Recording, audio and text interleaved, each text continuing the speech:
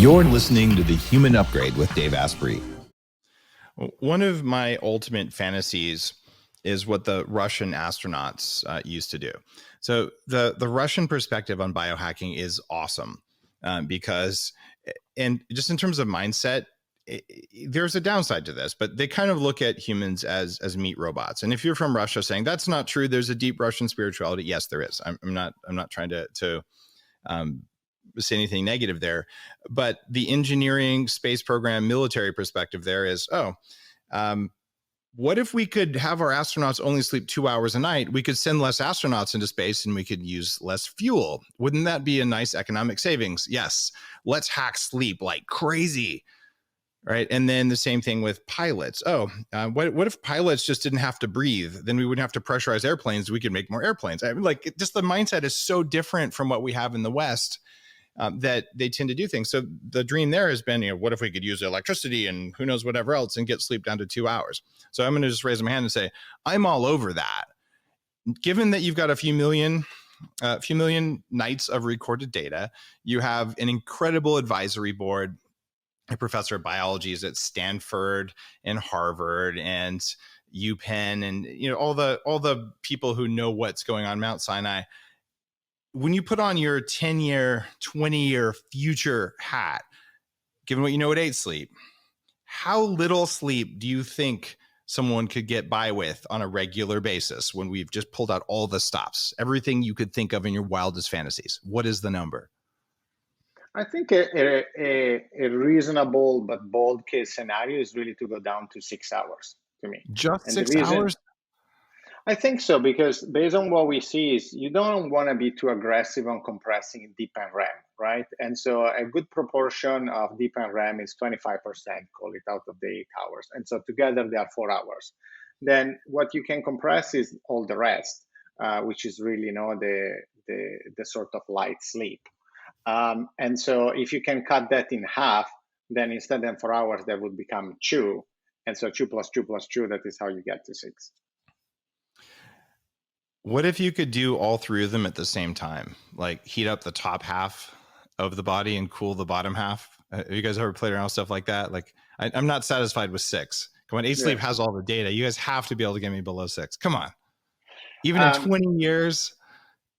So I think there are other ways, for example, at least what we are exploring, right? So another area that we are exploring that is close to sleep, but it's not exactly sleep, is how can we also manipulate other parts of your body while you're asleep. And so think of altitude tents. And so we reduce the amount of oxygen that will increase the blood cells in your body. And by the time you wake up and you're exposed to the right amount of oxygen again, you will feel re-energized. Other areas for sleep that we are exploring is light, noise. Yep. There are some studies that prove that playing certain sounds while you are in deep sleep increase the quality and the depth of the deep sleep. And then I think there is electricity, as you were saying. So there is some brain manipulation that might happen in the future where you will be able to trigger certain phases or stages faster. I have had a few nights where I was using some old Russian tech for sleep that runs current over the brain, where I woke up after 2 hours going, I can't believe I feel like this. Like I feel like I got a full night's sleep. I'm not sure that wouldn't give you cancer and heart disease if you did it for 20 years. But in a pinch, it seems like there's some stuff that's out there floating around the edges. But what you're painting there is a future for 8 Sleep where you're able to continue saying, how do we squeeze more out of our sleep, which I think is really good. And the point isn't necessarily to get less sleep, but it's to live more, right? So if you just got everything you needed and it was as good as what you have today, but you had enough time to do 2 hours of reading or learning every day or meditating or parenting or whatever else, it's not about working more necessarily. It's just about living more. Exactly. Right? Yeah. We want to, it's something we always discuss internally. We want to give 2 hours back every single day to you that you can invest in whatever you like the most. I would not have started the 6 companies that I've started or written all the books and done all the podcasts and all the stuff that I've done at, I think, a pretty substantial volume had I had to get 8 or 9 or 10 hours of sleep. And there were times in my life when I had fibromyalgia and chronic fatigue where I could sleep 10 hours and I still felt like crap. So I am living proof. I think you are too. How much sleep do you get every night, Matteo?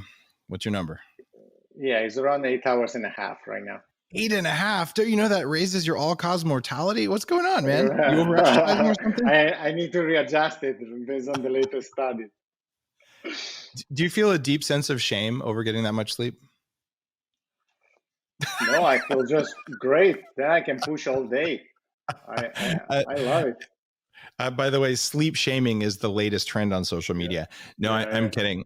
There is no moral superiority to sleeping more or less. It's that if that's what your body actually requires, it is at the higher end of the spectrum. But if it's what's working for you, I mean, look at the results you're getting, right? Because you feel great all the time, and that's what your body needs.